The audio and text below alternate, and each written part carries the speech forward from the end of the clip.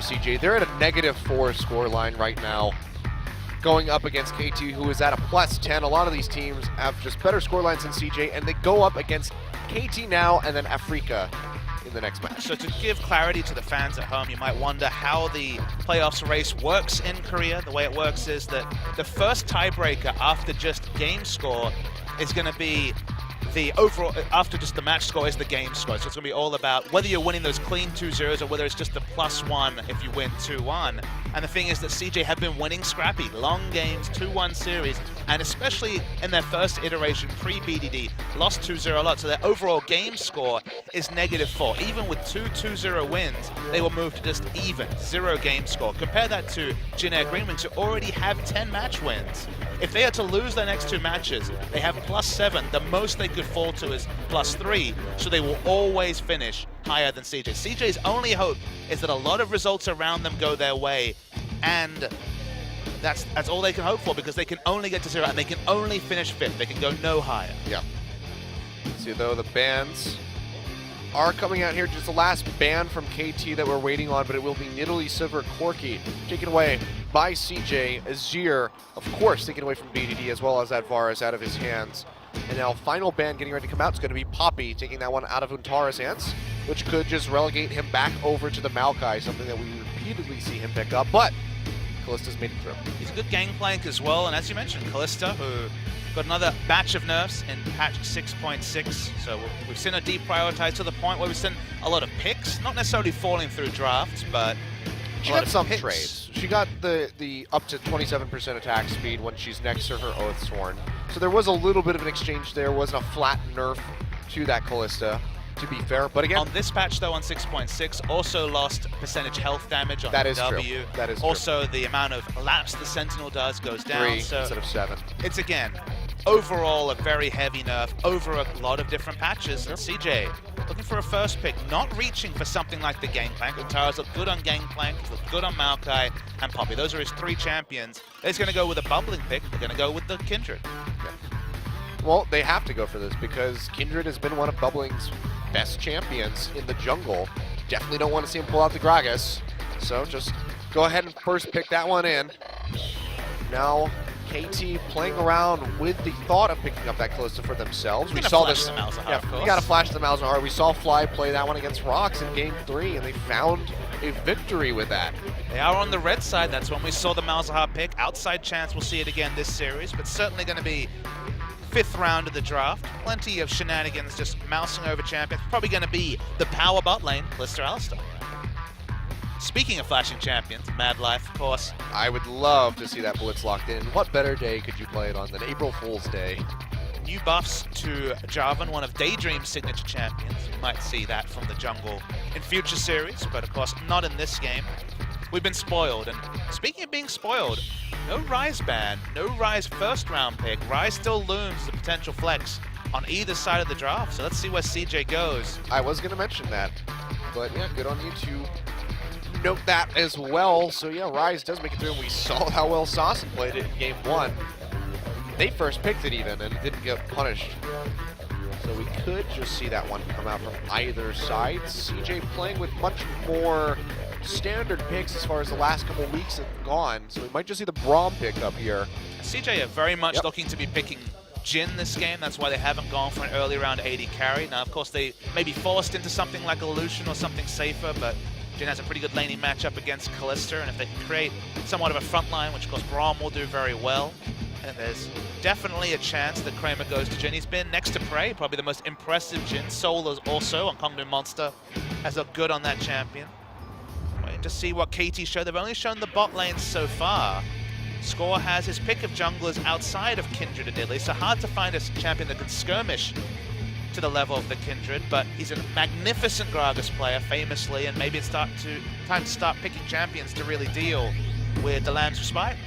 To some degree, that the Lee Sin would do that as well, but maybe he's going to go to Comfort. Again, former AD carry, the Immortal Score, sticking with type and going with Graves jungle, and they only now have the single way to displace out of the Lamb's Respite, at least with the first 4 picks. Yep. So Graves coming in, so going to be looking to match aggression against this Kindred. Would have been interesting to see the Lee Sin come through. In a 1v1, you can certainly win that fight if you're fairly even, because you can always kick her out with the Dragon's Rage. Outside chance the Graves will be flexed to mid, but very unlikely. I think it's going to be the jungle pick here for sure. The Maokai picked up as well, so picking something away from Untara. But we do have the Gnar available, something that's been on a return as far as counter picks to that Maokai go. The Gangplank is also up for grabs, so they decide to rotate over to that one. With the lock-in of the Maokai and with Alistar in the first round, maybe they're feeling like Jhin is too risky. So the teleport flank, no better target than the no-escape Jhin to lock down, so maybe forced onto Lucian duty will be Kramer. See if there's a last-second change. They're looking to pick up the Nautilus top, which makes strong sense. So here's the tank off in the top lane. Yep, so just going to be Nautilus and Lucian. So one of Kramer's big picks here. Okay. So grab that one up, and it's going to be Zilean for the mid.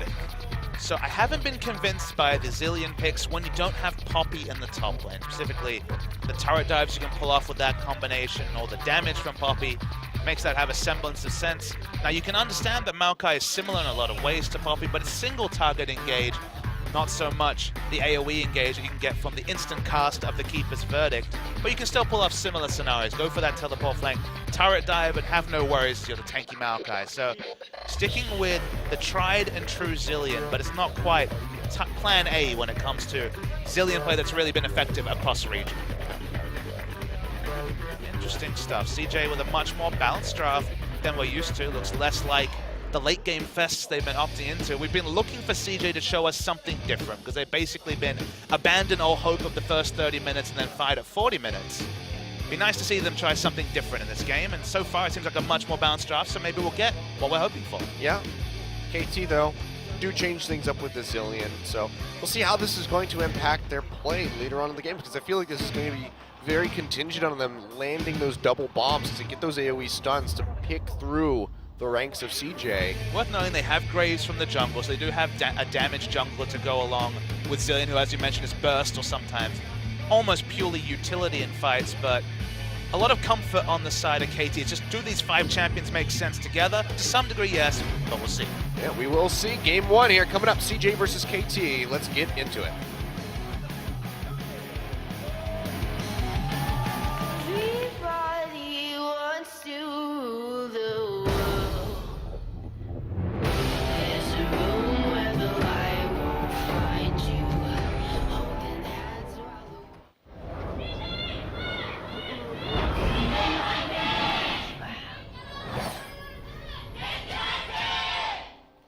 All right, pretty evenly split amongst the audience members. Game 1 here. Let's see if the results of this one will impact the fans and which side they're going to be cheering for. Might get some traitors going out there. The Korean casters. Oh, we got some nice little sketches of the casters today. Right, some artists out in full display. We saw the Dongjun only graphic before, but now we get some love for all 3. Pal Templar on the left, Dongjun on the right, and of course Caster Jun in the middle.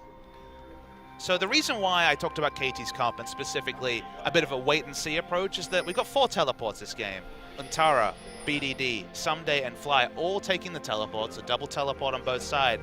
It's just one of these things is not like the other. Nautilus shows up, plenty of CC, targeted. Lissandra shows up, targeted CC. Someday shows up, targeted CC. Zilean shows up, has to hit some skill shots, maybe we'll hit an ult. Zilean is unlike the other 3 champs, not a high-impact teleporter, a lot like the Gangplank, for example, that we saw last game. So KT's comp, it's a lot more execution-heavy. Remember, CJ have 2 types of invulnerability between the Lissandra self-ult and the Kindred ult as well. So KT's comp requires more communication, requires more split timings, and teleport Zilean. What does that accomplish? It remains to be seen. So I feel like CJ's comp actually is more reliable. If they can actually take advantage of it early, I feel like it fights better. So can CJ finally show us that they can be an early game powerhouse? Because it's been literally late game team fighting only for CJ. And since we saw BDD enter the line. Yeah. Well, this is the time to show it. Do or die time for this team. KT are still sitting pretty handily up in that 3rd place spot at the moment, inching ahead of Jin Air after their recent losses. Standard lanes does favor CJ as well. They should be able to out-duel and pressure Arrow in particular on this Callister, as Lucian does have the early game advantage in trades. One thing I want to talk about is there's that feeling about CJ like they're underperforming recently. Oh, they had that big run, and now they've started to lose. But actually, it's not a news story. It still extends over the whole season. The last 3 series CJ have had, Jin Air, Rocks Tigers, SKT T1. 3 teams that are basically entrenched in the top 4. If you look over the course of the season, you see Mad Life looking for steal, not quite getting it. CJ against the top 4 teams, Rocks Tigers, SKT, Jin Air, and KT, have played 7 series against them. This would be the 8th we're seeing right now. Yep. In those 7 series, they have 2 game wins and 14 game losses. They have not performed against top teams. They are still a team getting better on the upswing. 0 series win against those teams. And again, it's not a surprise, but it's again, they were playing some of those easier, lower ranked teams. They haven't shown that they can beat the top teams. Yeah. They were going off on a pretty good tear just a couple weeks ago. Had a 6-match win streak. Against good teams. Samsung, for example, in there. There were some solid ones in there, and a lot of that was in part to ADD. Nice steal away by Score. Snatching that one up. Early recall coming in for some days. He goes back. Will pick up the double Doran's ring. Tara not quite yet going to be recalling. We'll see if he's going to do that in the near future. Maybe hold on to that teleport and try to make something happen in those few minutes that he has before someday will regain his TP. One of the questions I had for KT, before they proved themselves in their last series 2 days ago, was regarding Someday, because he's been, once again, the carry this team needs this season. 6-1 Fiora, 4-1 Gangplank. Oh, here we go. Yep. Someday going in with the twisted advance, locking down on Tara. Should be the flash immediately, and it will be. Score. Yeah, just throws down a little bit of damage. Doesn't arrive in time, but that's going to be a very susceptible Nautilus as we move forward here. Flash down. Now we'll see the recall from him. Likely going to have to TV back into this lane as well. Sunday's champion pool has been narrow. He's always had a carry-focused mindset. 6-1 Fiora, like I said, 4-1 Gangplank. These are the carries we associate with Someday. He's turned Poppy into a pseudo-carry, just like all the best top laners in Korea have. 7-2 on that pick. So I thought, okay, these champions out, ban, nerfs to the Fiora. What's next? And of course I forget the Maokai, as Johnny takes a really bad trailer. Maokai is actually Someday's most played champion in LCK history. He comes into this game 18-4 lifetime in since the start of the LCK, so since the start of 2015 on Maokai. It's his most played champion by far. He looks comfortable on it. They won 2 games with it just 2 days ago. So back to comfort for Someday, but certainly not a damage carry from the top lane. Yeah. It's also Someday. I think we can pretty much assume that he's able to play reliably amongst any champion that you do put him on. Score looks like he does take away the Raptors, but now getting caught out by BDD, has a lot of damage, will flash away. And looks like they're just going to disengage. So Score will just get a little bit of invasive play and walk away with his life still, but flash down. Score has been the alpha. He stole away the Rift Herald, sorry, the Rift Scuttler, and then he stole away the Raptor. So feeling good about himself. Yep. Someday did, of course, go double Doran's Ring into Rod of Ages, so still some carry builds for Someday. Interesting to note, though, Bubbling has gone Tracker's Knife on the Kindred, so going to be looking for more ward coverage instead of going for that Skirmisher Saber into the Devourer for more trade potential in those duels. I mean, both jungles actually going for the Tracker's Knife. I guess this is one of those things where if you're Elise, you can understand building the Sightstone, but AD carries need a lot of items to be relevant, so you don't really fit in Sightstone. You don't want to give up wards, so that's why we do see the Tracker's Knife to have some semblance of utility outside the damage. This is still just an interesting adaptation. We've seen the Graves more so than the Kindred building the Tracker's Knife. It's just a little bit odd to see Kindred doing it, so. It's one of those things where Peanut wouldn't do it, but Peanut doesn't ward at all. Yeah, Peanut is a ward. CJ desperately wanting some sort of ward coverage. You feel bad if you're Kindred having to build the Tracker's Knife, but sometimes you gotta do it. Yep. This is also a triple Fervor game this time, so both AD carries are running Fervor, as is Bubbling in the jungle. Fervor for battle is real. That it is. Hopefully that means we see a bloody game with plenty of kills. So far, not so much. Some invasive warding and some counterplay by Score, but overall, not too much going on. I miss the LPL sometimes. I'm gonna be real. I know you talked about the LMS earlier, but sometimes you miss the games. I like it when the games start at the same time. I look at the timestamps, and 30 minutes into the game of Champions has maybe 6 kills, and then the LPL game has 29 kills, and you're like, wait, how did this happen? That is like some LMS games as well. And I guess that's just the closeness that Taiwan and China have as far as their locations geographically. Maybe just something about that area of the world. It's an old joke, So but hyper aggressive. an old joke, I've used it before, but Koreans use vision to avoid conflict, and the LPL region at least uses the vision to look for a stylish outplay. Someone's coming, I can kill him. Yep. Used to see some really good stuff from AHQ last season where they would dive your bot lane with at least 4 members at about the 6-minute mark. It was typically before 7 minutes. There'd just be 4 to 5 people on your bot side of the map. Slow onto BDD. Messing you up. Yep, slow onto BDD. Double bomb connects. He's going to take a lot of damage. This is how these trades have been going, but BDD has been inching ahead very slowly as far as the CS goes. Well, the big issue is that if you use the double bomb for harass, you have no other wave clear and a very slow auto attack as Zilean, so you're balancing lane control with the double bombs with any hopes of CSing, so bound to lose a couple as you go for those trades. So honestly, being even and being able to lane and get equal experience is a win for the Zilean, so far so good. Let's watch top lane, there's a lot of action there. A lot of saplings and dredge lines just being thrown around. But overall, not too much going to come out of this one. Score, though, going to be pretty happy as he is out-CSing Bubbling, taking away these kindred marks as well.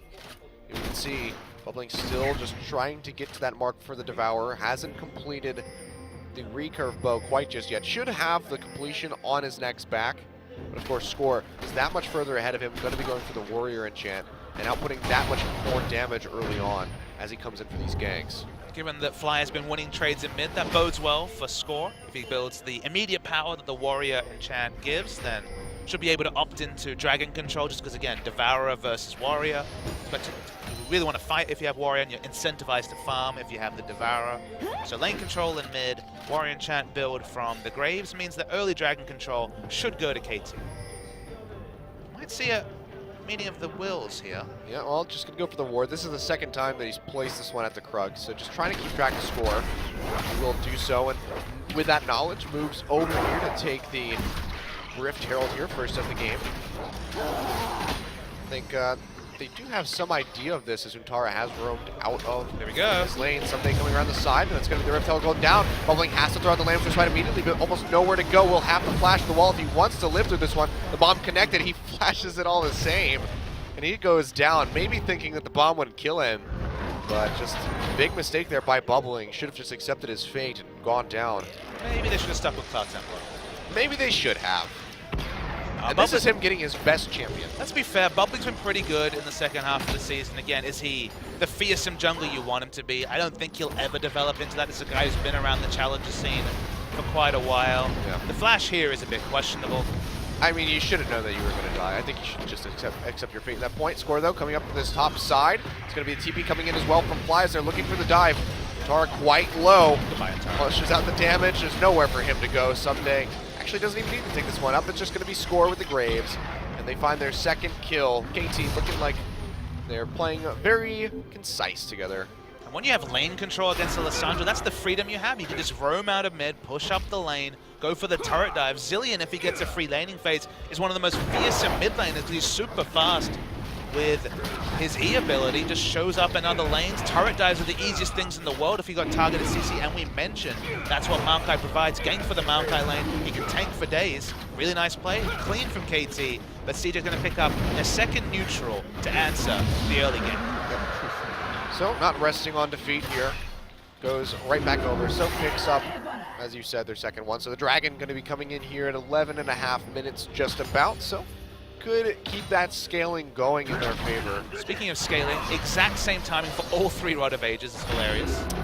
Oh yeah, double Rod of Ages in the mid lane and then one in the top side for Someday. So going for a more aggressive build. This is something that we thought we might have seen in the last game from Seoul, but did not go for that one. Picking up the kill, picking up the assist, getting it 11 minutes is massive for Someday, so it's going to be a nice stack of health to go over with the natural resist his ultimate provides, and then resist will build into later. Yep. You can see even without the double bomb connecting, we see a ton of damage coming out from just a single bomb by Fly. Worth noting that it is very difficult to play the Zilean laning phase this well. This is clearly Fly. He's the only guy who's played multiple games of Zilean this season. This is clearly just his ability. He's got one of these interesting champion pools. He can play the Malzahar. He's playing the Zilean with the same sort of ability here. Chani Face checking bubbling, It but goes around. He's safe. He's level 7, does have the ultimate available, of course, as well as exhaust. But is Alistar. CJ pushing in. This is actually just going to draw out both teleports here. Someday answering should deter the dive, but BDD's here as well. It's going to be depth charge going in onto Arrows. He gets locked up. The first two comes down onto him. He's actually going to fall. Tara finds a kill. Someday gets locked up as well. That's going to be a 2 for 0. I thought CJ were going to pull out of that one, but they fully commit. They find themselves some kills. Fly throwing out the bombs. Not going to be able to connect, but Score goes straight over to this mid lane. Will be able to take down the tower. They draw a double teleport, get 2 kills, which is the big win, but can't pick up an objective just yet. They're gonna stick around and persist, so maybe they'll actually take down the turret. Again, strength in numbers is the story from CJ. Double teleport compared to just the single. Really nice tanking of turret. It's actually bubbling that takes the turret aggro, but has so many different ways to stay alive, especially with the ultimate, just able to kite out the aggro, so very clean from CJ Entus. Yep. Very clean indeed. They find themselves currently just at a disadvantage of about 500 gold, despite the first blood and turret going over there to the side of KT. They were able to answer the tier 1 on the bot side as well, so keeping things fairly even. And now with that dragon, you know, they're pretty close. They're not losing this game quite just yet. KT was looking like they were playing a bit more concisely, but after that dive, CJ's showing, you know what? We can execute a dive just as well as you can.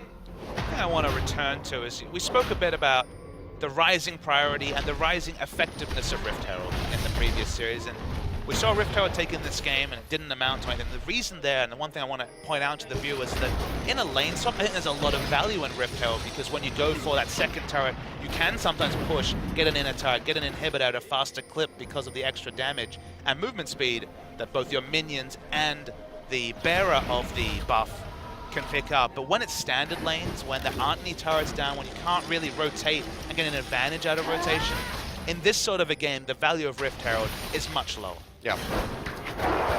Just picking up that gold. Exactly. The gold and the movement speed and stats for the bearer, which is, of course, usually the jump. Yep. Which, you know, without that gold, that would be KT that much further ahead of CJ. Unfortunately, they were unable to get the steal away on that one, just able to get the kill. Tara, wow. Really aggressive, goes for the dredge line, gets the flash away from Fly, though. Didn't know what was coming behind him. They had no other vision, KT, so probably smart to flash. Fly's being annoying. It's not a bomb. It's not going to do a whole lot to that Braum. Oh, Kramer, though, really far forward, and Score is here to duke it out. Flashes forward, straight into the face of the calling. And he takes him down, and that's a familiar sight, Kramer being way too far forward on the bottom side of the map. I just love watching Score play champions like Graves and Kindred, because it must be cathartic for him to walk over to these young rapscallion 80 carries and just blow them away with Graves and Kindred. But I used to do this role. I could do it. I'm fine. Yep. Now Arrow, all of his lonesome up in that top side. He's going to be quite safe to go ahead and whittle down this tower, which has already taken some significant damage. So should be able to be a turret kill coming in here. Bubbling though, flash pulverize, headbutts him back into the wall. Bubbling going to try to kite away, but the exhaust comes through. Can they get the chase on? Lamster Spite is available. He's going to be able to back out of there, so it's going to be a flash for Flash. Does guarantee that they're going to find enough pressure to take this top lane turret. They'd already sent Arrow to start it up, and it will be confirmed now. So that's second outer turret down, only mid lane remaining for CJ Entus. Yep. And I also like this a lot from KT. After pushing him out, they immediately ping the Scuttle Crab as they come over to it, because they know that that is the Kindred mark that Bubbling is going to be looking for. So they're continuously just denying him on all fronts where it's possible. 83 to 65 now in CS. Bubbling falling further and further behind this Graves and losing those passive marks for his champion, let alone the stacks for the Devourer. The reason why KT was sending Arrow top and looking to take these outer turrets so early is because we return to their comp. This comp is strongest in a 5v5 sense, because again, Zillion teleporting, and what's that really going to provide compared to Lasana, compared to Mount Nautilus, compared to Maokai and all their instant cast CC. Once you take all the outer turrets down, we get closer and closer to the grouping phase where you are 5-man grouped. That's where KT is strongest. So ending the laning phase as early as possible, remove these quadra turret dives that we're seeing that CJ pulled off to pick up their first 2 kills, is heavily incentivized to KT. So that's why they really wanted to rotate and take these outer turrets down, end the early game, and move to the grouping phase. Yeah. They do offer that Zillion ultimate, though, with the TP, and So it can save a crucial But member does for those. it? The channel's a long time. Are you going to be there in time? Is the person going to be burst down before you get there? Well, I'm just saying if you match TP with at the same pace as the enemy is, then you can do that. Unfortunately, they did not have that Zillion ult ready to is go. literally one of the highest skill abilities in the game. Only a 5-second duration. You need to be so sure that person's going to die. There's a lot of counterplay for the enemy team. If you stack on, will I be in position after teleporting? Oh, I have to teleport and now Flash ult, will it work? We've already seen Flash Kindred ult misses. I think Flash Zillion ult again is too difficult, so end the laning phase, group is 5, the reliability of such a game-changing ultimate goes up. Yep. Score pressing Fight in here, time. Bubbling taking a lot of damage. It's going to be TP coming in on the back side here as well from somebody who gets locked up. Mad Life jumped on. It's going to be the Twisted Advance, and he goes down Score with a very nice collateral damage, finding the first kill of the fight. Targets a double bomb onto him. Goes on the Riptide, trying to slow him up as much as he possibly can. Lambs is quite down to give him blood. Beautiful ultimate from BDT, but isn't going to be enough. Several members of KT are solo. Kramer doing what he can. Can he get the kills? He's going to take down 2 in the end, but he does fall. And now the chase is on over to Lysandre, the last standing member of CJ, and he's going to go down. A nice route, but cannot find the damage to finish off Arrow. That is going to be an ace coming in. 2 for 5, or 5 for 2 rather, in favor of KT and their first dragon. BDD played that perfectly, but unfortunately the rest of his cavalry fell down. The big difference between the two teams was the teleport spot. Someday was able to cut off an exit point and multiple members could get nowhere near the fight. Watch this teleport. You see the teleport coming in from CJ Mad Life compared is to awesome. Someday. Look at Someday, he's occupying 3 members in the backline, takes one out himself. So KT are able to focus fire on one person in the front line. CJ just have to run at the side of the Maokai, and just having access to that teleport ward. The difference in teleports is what won KT that fight, despite all the heroics from BDD. Yeah, this was looking like Kramer might have been able to be the savior, but then he gets locked down and taken out. Maybe if he had the Warlords, he would have been able to out-trade them in that one, but still falls, and in the end, it's going to be an ace over to the side of KT now. 8-4 in kills, up 4,000 gold, not even 20 minutes into this game. And Score, Casually. just, I'll take that, throws out the collateral damage again, takes away the blue, feels bad, man. Score is an amazing jungler. He's had poor games this season, it has to be said, but when he's on form, when he's on comfort, he plays so impressive. This is why I would have called this guy the best jungler in Korea at the start of the season. Peanut deserves the title now. Oh, for but sure. Score on form, with his class, with his experience, is really an amazing jungler. Yeah. Solid stuff by him, and that's actually the Rift Herald offed itself. They weren't able to kill at a time. Sad days. Sad day. So once again, feels bad, man. Steal a blue, Rift Herald steals himself. Rift Herald is just the ultimate bad luck story in League of Legends. It's always a feels bad, man. Yeah, pretty much. Goes on his vacation. His evolutionary path to becoming a big, beautiful Baron. Or 3 Rod of Ages, going to be coming online just after 21 minutes. KT continuing their push. They don't have the Rift Herald, which might have actually been the difference at pushing it in this minion wave, but they're just going to tank it up. Yeah, they can still take this here. Graves is fairly tanky. The more turrets that fall again, the more closer we get to a pure 5v5 phase. We're probably there at this point, to be honest. No reason for Zillion to be away from his allies, just there as a speed up bot while Maokai tries to finally push this outer bot lane turret, which actually is still up. Yeah. Surprisingly, but we haven't seen too much attention being drawn down to that bottom side outside of the dive that ended in KT's tier 1 going down. KT have not really visited that side. Yeah, I told a lie Quite before. just yet. I just assumed the mid lane turret was still up, but Graves didn't push it earlier. Yeah. It was the bot lane He turret took, they he never took it got to. during that dive. He did whittle down that mid tier 1. So that gives a 2-tower advantage over to KT as they stretch that gold lead even further. Now tied in Dragons as well. Second one for either team should be coming online in just a little bit. And Baron, of course, after Rift Herald went on his little vacation, has spawned. So we could see that one coming through. We saw a really cheeky, near complete Baron sneak in that last game from the side of Spenu. I mean, KT could duo a Baron with Someday and Arrow, but it would take a really, really long time. So even though it would be safe, it's not worth the effort. 3-man Baron with Graves is possible, but that's a lot more conspicuous. So not a high. You need a consistent damage mid laner, like for example Azir, to really be able to stealthily get one of those Baron secures at 20 to 25 minutes. This is probably not the game for KT. Probably not. see though, check in on Bubbling and see how he's doing with those Devourer stacks. Next time we do hover over him. Because we are at 22 minutes and he's at 26 stacks, so not too bad. We've seen significantly worse games here for Kindred's been stacking those Devourers, most notably 37 minutes without even completing Sated. I mean, if your early game's going well, feels like 19 minutes is probably the average part time, but Yeah. if you're 0, 2, and 4, you definitely take 22, 24 minutes. I was expecting worse from Bubbling in this game so far, so We've I seen will say, we've seen over 30 minutes before. yeah. 33, I think, was the longest I've seen with a Sated. 37, the longest I've seen without a Sated even coming through by the end of the game. So, but yeah, I will say I misjudged Bubbling here. I thought that he was going to be around 21, 22 marks, not quite at the 27. So, doing better than I thought. That's been the story of Bubbling in 2016, doing better than we thought. I don't know if that's... We did not think very At much. times, that's true. But then there's also times where we think that... where it just seems like he's doing worse than we ever thought possible. Look, if we do anything here on the Champions broadcast, it's realistic expectations for players. No one expects Bubbling to ape score or be a top-level jungler. But after we saw that one performance where he had some fantastic Gragas casks That against doesn't make him Jin a Air, good jungler. That but- means he's not awful. No, I'm just saying we saw some amazing casks from in game 1, and then we went into game 2 and we thought, oh wow, he can actually play Gragas pretty well. And then it just became utterly awful. And in the game 3, because he decided to play it every single game, which is very questionable.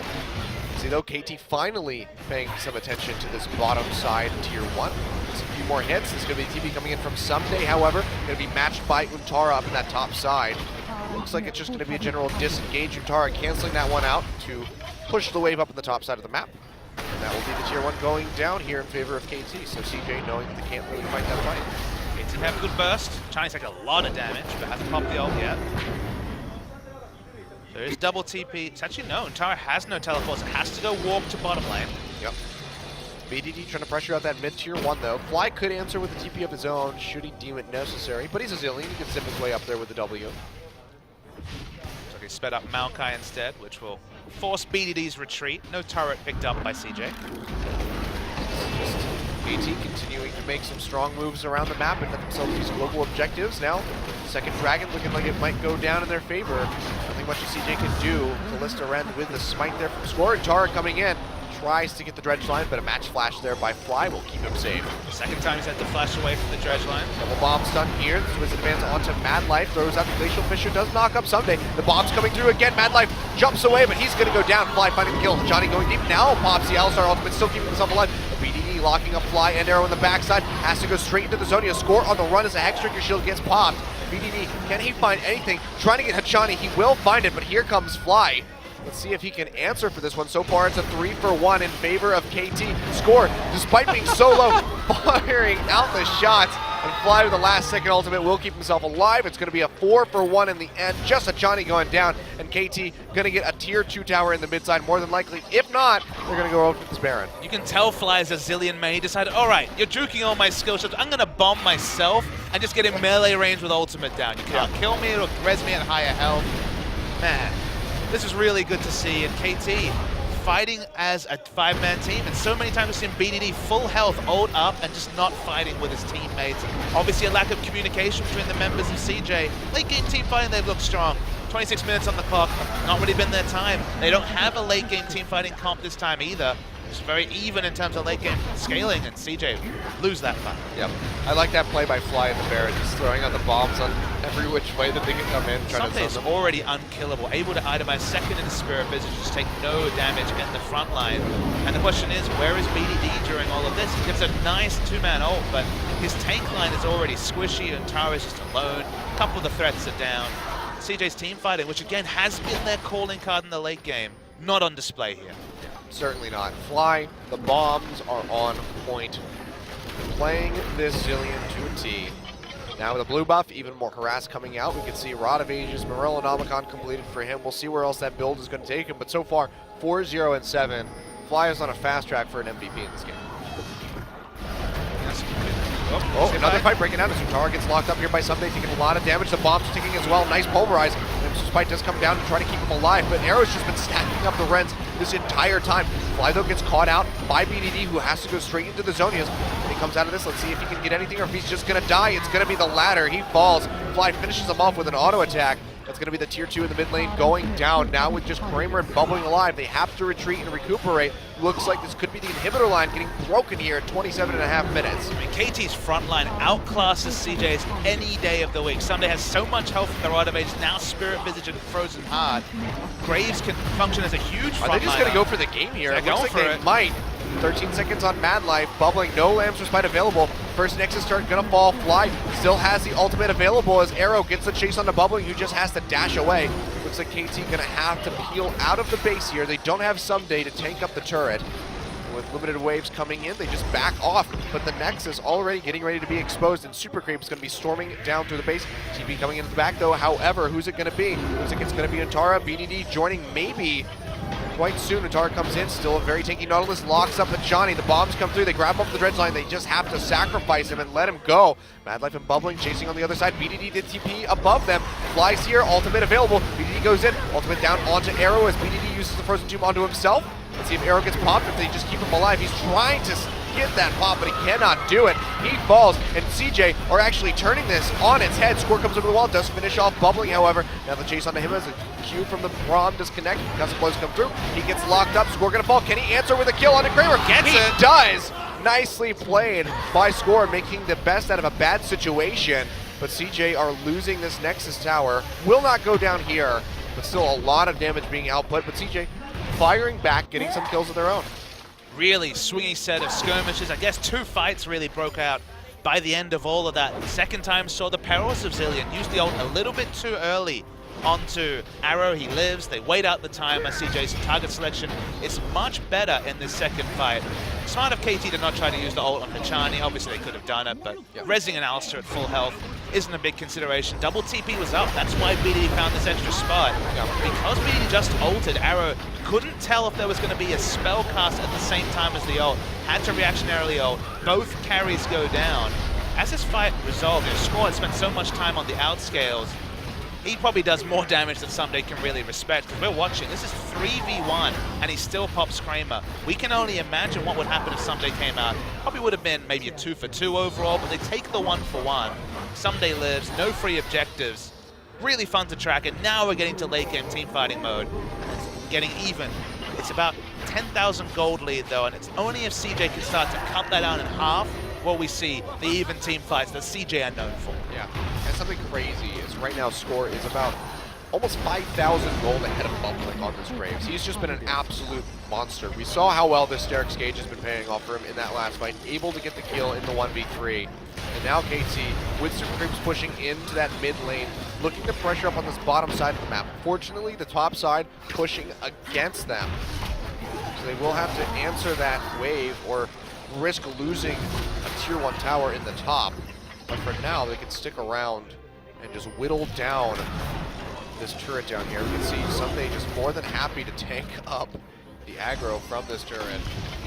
See minions pushing front of the lanes as well. Oh, yep.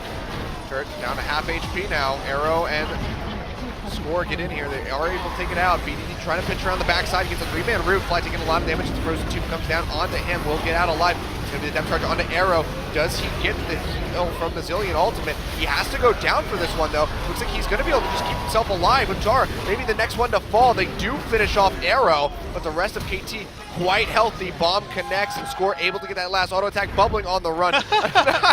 The cheeky TP coming in from Someday and Fly to answer this one as well. They try Run, to slow up the Sapling. Sapling. Gets rid by the Twisted Advance. That's going to be the kill. That's going to be the game as Score is still in the base, taking out the Nexus. Rough loss here from CJ. 15,000 just about of a lead for KT. Double their kills and 10 times the turrets. CJ's hopes of making the playoffs is already an outside chance and looking almost completely dashed. Still 2 games left in the series, but it was a comfortable win for KT. Really impressed with how they played, specifically rotating, taking those turrets. And after we saw one excellent double TP gang with the instant cast CC, the Lissandra and Nautilus, they avoided that. There were no more laning phase shenanigans where double TP would come up trumps for CJ. And CJ moving away from the late game comp into something that was a lot more competitive in the early game didn't work for them. It was a comfortable win for KT. Yep.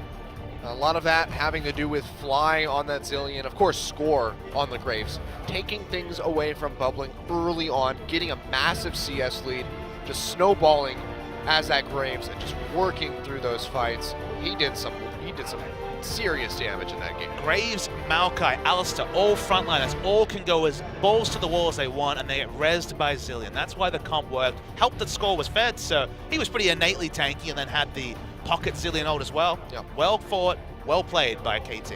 Well played indeed. Let's see if it's going to be a 2-0 shutout or if CG can answer when we come back with game 2.